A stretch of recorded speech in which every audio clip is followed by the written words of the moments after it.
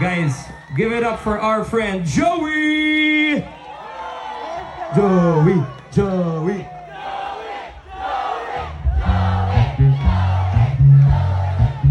Alam mo, feeling ko nandito si Joey, baka magandang dagdag pa tayo. Meron kasing rene-request na kanta sa amin.